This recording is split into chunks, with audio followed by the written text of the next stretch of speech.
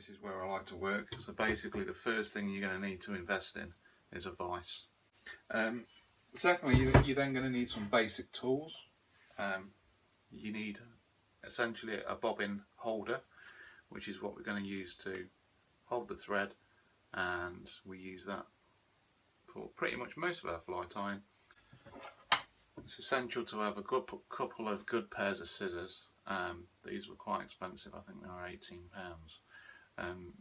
But as you can see, they've got a very fine tip, which means you can really hone in and cut very fine fibres one at a time if you need to. In addition to that, you need one of these little fellas.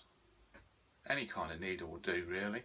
Yeah, I use that to separate fibres, but also to apply varnishes. It means you can apply one drop of varnish at a time rather than using the brushes that come with them.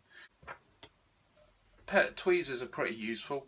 They're quite good for gluing eyes on and picking up small items that you need to, and especially when using epoxy resins. And this little fella is a comb out of a Christmas cracket.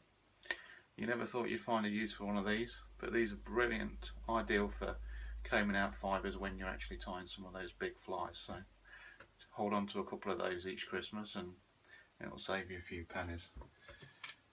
What else do we need? I've got some resin, epoxy resin here. There's 5-minute epoxy. A lot of the main fly tyers nowadays are using UV resins because they dry immediately, but this is a good starting point. This Sally Hansen Hard as Nails. This is really great stuff. It's basically for fingernails.